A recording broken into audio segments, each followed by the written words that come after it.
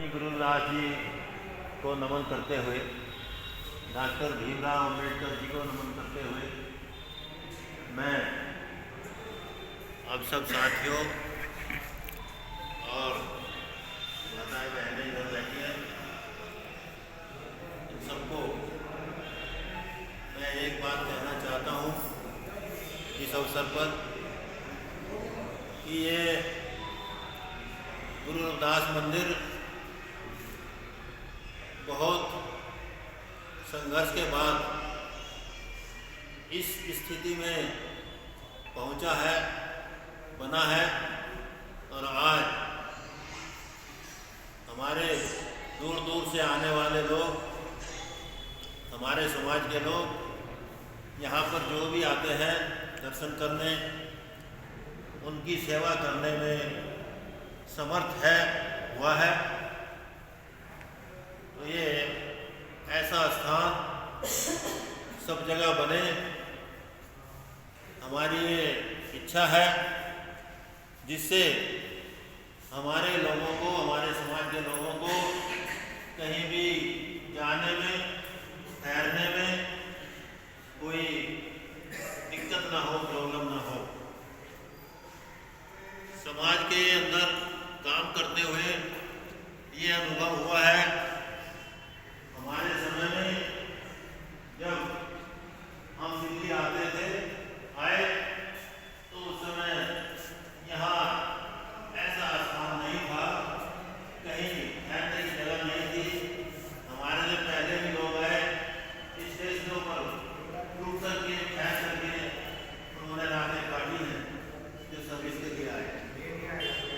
दोस्तों, हमें अपनी संस्कृति, अपने सम्मान के लिए ऐसे स्थानों का निर्माण जगह जगह करना चाहिए और इसी के साथ जो शिक्षा की बात है, जो हमारे सभी पूर्वज शिक्षा के ऊपर अपनी बात करते आए हैं, शिक्षा को बढ़ाने का हमें संदेश देते आए हैं, तो शिक्षा के लिए भी अगर इस प्रकार के कॉलेज, स्कूल सभी जगह हमारे समाज के द्वारा बनाए जाएं तो बहुत ही तरक्की कर सकता है समाज। शिक्षा केंद्र बहुत ज़रूरी है, क्योंकि शिक्षा से ही इंसान बनता है और आगे बढ़ता है।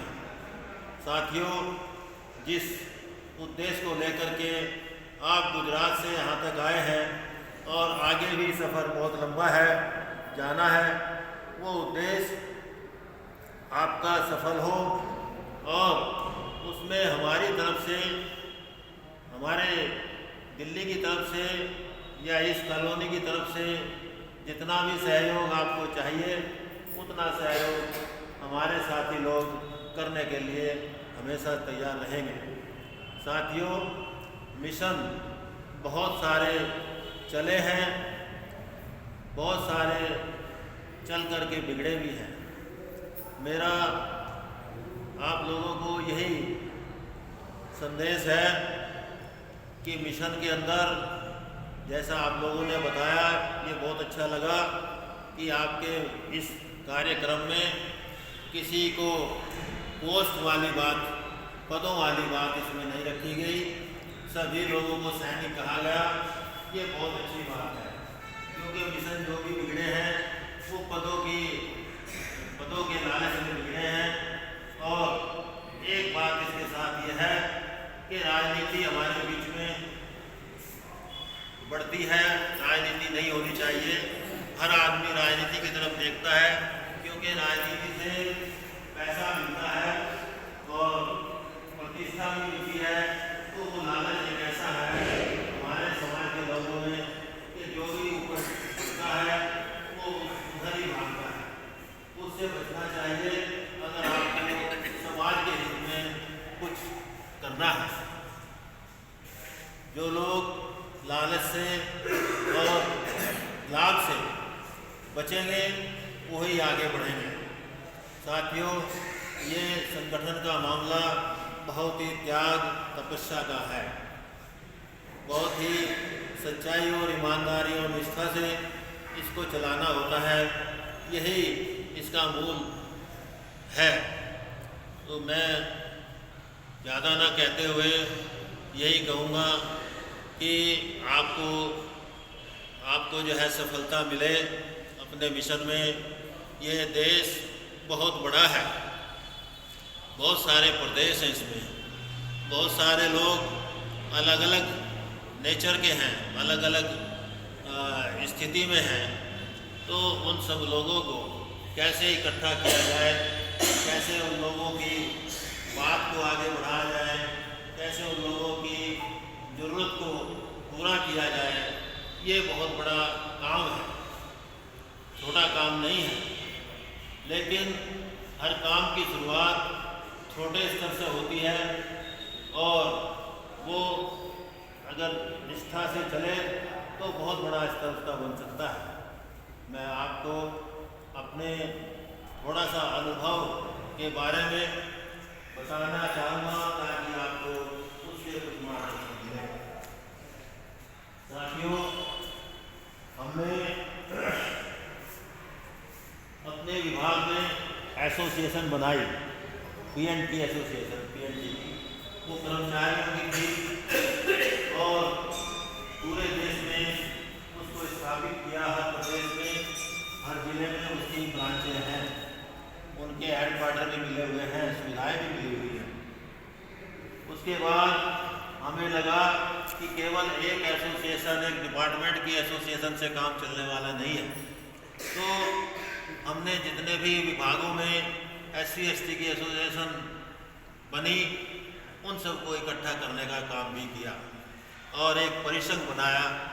पहले एक परिषद बनाया जो योगेंद्र मकवाना जी जिसके चेयरमैन थे, उन्होंने अनुसूचित जाति परिषद बनाया था एक। उसमें हमने ST को भी जुड़वाया और कर्मचारी का नाम भी उसमें रखा। तो इस तरह से वो अनुसूचित जाति जनजाति कर्मचारी परिषद के नाम से चली और उसके बैनर के नीचे हमने एक विज्ञान भवन के अंदर सबसे पहले हमने SC ST का सम्मेलन उसके अंदर किया। ये 25 जुलाई 1986 की बात है, 89 की बात है, 25 जुलाई 1989 की बात है, जो बहुत बड़ा सम्मेलन हुआ। उसमें मुख्य अतिथि के रूप में प्रधानमंत्री स्वर्गीय राजीव गांधी जी आए, बहुत सारे मंत्री लोग आए, बहुत सारे MP लोग आए और देश के बहुत सारे प्रतिनिधि संस्थाओं के आए और इतनी भीड़ हो गई कि उस हॉल के अंदर भीड़ समा नहीं पाई और जितने हॉल के अंदर लोग थे उससे ज़्यादा बाहर थे। लेकिन उसकी उपलब्धि हमें बहुत अच्छी मिली। कई फैसले हमने प्रधानमंत्री राजीव गांधी से स्टेज पर ही करवाए। स्टेज पर खड़े खड़े उन्होंने कई वादे किए जो उसी टाइम पूरे भी हुए। जैसे पायलट के अंदर हमारे समाज के लोग ट्रेनिंग लेकर के बैठे हुए थे, लेकिन कोई उनको पायलट लगाने को तैयार नहीं था। हमने मुद्दा रखा तो प्रधानमंत्री ने उसी स्टेज से ही अनाउंसमेंट किया कि 1 हफ्ते के अंदर आपके 5 पायलट सर्विस में लग जाएंगे और वो 1 हफ्ते के अंदर लगे। ऐसे ही हमारे PNT के अंदर एक सुप्रीम कोर्ट का डिसीजन 1 साल से रखा हुआ था, उसको लागू नहीं कर रहे थे हमारे मंत्री। स्टेज पर बैठे बैठे ही हमने वहाँ पर उनसे लिखवाया राजीव गांधी जी से और 1 हफ्ते के अंदर उन्होंने कहा कि 1 हफ्ते के अंदर आपके आदेश लागू हो जाएंगे। तो 1 हफ्ते के अंदर ही हमारे डिपार्टमेंट से उसके ऊपर सर्कुलर निकल गए। तो इस तरह के डिसीजन, कई और भी बहुत सारे डिसीजन हुए उस दिन। तो ये संगठन की देन थी, हम संगठित थे। तो प्रधानमंत्री को भी अनाउंसमेंट करने पड़े, वहीं पर फैसले लेने पड़े। उसके बाद परिषद के बाद मकवाना जी को टिकट नहीं मिला और कुछ राजीव गांधी जी से उनकी खटपट हो गई। तो इस वजह से वो उनका संगठन टूट गया। उसके बाद परिसंघ बना, परिसंघ बना करके हमने चलाया। परिसंघ चलते चलते 1997 के अंदर फिर यहाँ दिल्ली के अंदर जो बहुत सारे आदेश गुजराल साहब के टाइम में हुए, जो हमारे खिलाफ आरक्षण के खिलाफ हुए, उनके आदेशों के खिलाफ सब लोग इकट्ठे हुए और सन 97, 1997, 98, 99, 2000 के अंदर यहाँ बहुत बड़ी बड़ी रैलियाँ हुई जिसमें लाखों लोग आया करते थे और पूरा तख्ता हिल गया सरकार का। और उस वजह से 3-4 जो है संविधान संशोधन सरकार को करने पड़े, वाजपेयी सरकार को। तो साथियों, अगर वो संगठन उस टाइम का आप लोग देखते, शायद आप लोगों में से किसी ने देखा भी होगा, लेकिन ज़्यादातर आप जवान लड़के हैं, आप लोगों ने नहीं देखा होगा। वो एक बहुत बड़ा संगठन बन गया था, लेकिन वही राजनीतिक ललक से जो हमारे चेयरमैन उस टाइम रामराज जी थे, आज वो वितराज के नाम से हैं, सांसद बीच में बीजेपी के बने, तो उन्होंने राजनीतिक महत्वाकांक्षा के कारण उस संगठन को बर्बाद किया। तो ये मैं इसलिए सुना रहा हूँ कि बहुत सारे मोड़ संगठन के अंदर आते हैं समय समय पर, उन सब चीज़ों से हमें सावधान रह करके चलना है। साथियों, मैं तो यही चाहूँगा कि पूरे देश में आज जो आप आशा लेकर के चले हैं, गुजरात से शुरू किया है, यूपी बहुत बड़ा है। मैं यूपी पश्चिमी यूपी की बात नहीं करता, पश्चिमी यूपी के लोग तो बहुत संपन्न भी हैं, ठीक ठाक हैं, लेकिन जो पूर्वी यूपी के लोग हैं, आपके उड़ीसा के लोग हैं, बिहार में भी बहुत सारा एरिया, झारखंड में सब जो है बहुत पिछड़ा हुआ है, और आंध्रा में भी एक एरिया बहुत बड़ा पिछड़ा हुआ है, जिसमें अगर गांव के तरफ जाएं तो रोने को मन करता है, ऐसी जगह है। तो हम चाहते हैं कि आपका ये संगठन सब को जोड़ते हुए अगर गांव स्तर पर भी कुछ काम करने का कार्यक्रम बनाएं तो बहुत अच्छा है। शहरों में स्थिति लोगों की ठीक है, कोई ज़्यादा जरूरत नहीं है, इसलिए यहाँ इकट्ठा नहीं होंगे लोग, लेकिन गांव में जाएंगे तो एक गांव में ही आपको 400-500 आदमी एकदम मिल जाएंगे। ये उनको ज़रूरत है और उनको ठीक आगे रास्ता दिखाने की भी ज़रूरत है। तो साथियों, मैं इन्हीं शब्दों के साथ अपनी बात पूरी करता हूँ। कहने को तो बहुत चीज़ें हैं, अनुभव बहुत लंबा है, पूरे देश में भ्रमण किया, एक बार नहीं कई बार, ऑफिस से छुट्टी लेकर के 20-20, 25-25 दिन की पूरे देश में राउंड किए, कई बार किए और बहुत चीज़ों का अनुभव किया। तो साथियों, हम तो अब अनुभव ही शेयर कर सकते हैं आपके सामने, ज़्यादा तो अब नहीं चल सकते, अब 71-72 साल की एज हो गई है, लेकिन फिर भी जो दिल में इच्छा है, जो दिल में एक पीस है, एक दर्द है, वो अभी भी जिंदा है और जिंदा रहेगा। तो साथियों, हमारे से जो भी सहयोग हो, हम जो है आपके सामने हैं, आखिरी सांस तक सामने हैं। मैंने किताबें भी लिखी हैं, 3 किताबें लिखी हैं, वो भी हम आपको दे सकते हैं। वो समाज के ऊपर ही है, विशेष रूप से समाज का मामला थोड़ा मैं समझता हूँ कि संख्या में बहुत ज़्यादा है, लेकिन समझदारी भी अब बढ़ रही है, लेकिन गांव के स्तर पर अभी भी बहुत दूरी है, बहुत दिक्कतें हैं, रोजगार की बहुत कमी है। इसलिए मैंने एक चमार का दर्द समाधान की खोज में ये किताब लिखी है, बहुत महत्वपूर्ण है। उसमें एक चमार का दर्द क्या है, उसके दिल में क्या है, क्या छुपा हुआ है, कितने दर्द उसने सहे हैं, कहाँ से शुरू हुए हैं और कहाँ पहुँचे हैं, ये सब उसमें वरदान लिखा गया है कई चीज़ों का। और उस उसमें समाधान क्या होना चाहिए वो भी मैंने अपनी तरफ से लिखा है। और उसके बाद पाठकों से भी उसमें निवेदन किया गया है कि अगर समाधान के अंदर वो भी कुछ अपनी तरफ से जोड़ सके, कुछ जुड़ सके उसमें, तो वो उनके सुझाव भी इनवाइट किए हैं, आमंत्रित किए गए हैं। एक किताब ये लिखी है और दूसरी किताब लिखी है जय रविदास जय भीम के नाम।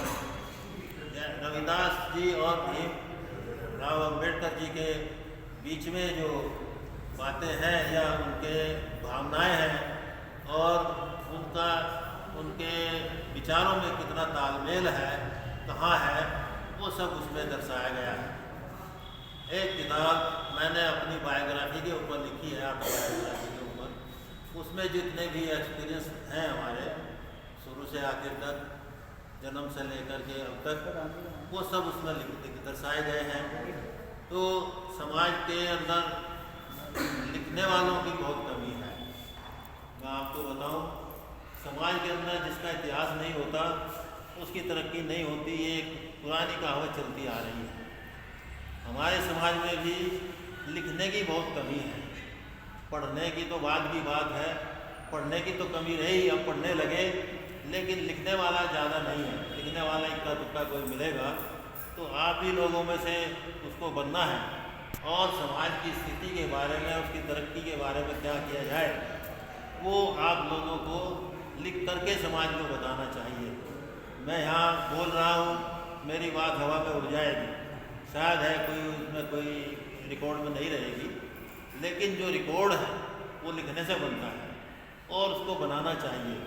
छोटी छोटी किताबें लिख करके समाज के अंदर देनी चाहिए। वो सबसे बड़ा साधन है समझ तैयार करने का। तो करिए, अपने अंदर से ये भी काम शुरू करिए। और हमने देखा है कि आरएसएस के लोग कैसे पढ़े, उन्होंने भी छोटी छोटी किताबें हम देखते थे बचपन में। हमारे गांव में भी एक कमरा किराए पर लेकर के वहाँ पर वो बैठते थे और वो जो है किताबें बांटते थे वहाँ पर। तो इसी तरह से आप लोगों को भी, हमारे समाज के लोगों को भी लिखने का भी शौक़ पैदा करना चाहिए और छोटी छोटी किताबें लिख करके समाज के अंदर फ्री में बांटनी चाहिए। पैसे नहीं लेने चाहिए, तब क्या करके इसका भी एक बहुत बड़ा प्रभाव पड़ेगा। इन्हीं शब्दों के साथ मैं अपनी बात पूरी करता हूँ। जय गुरुदेव।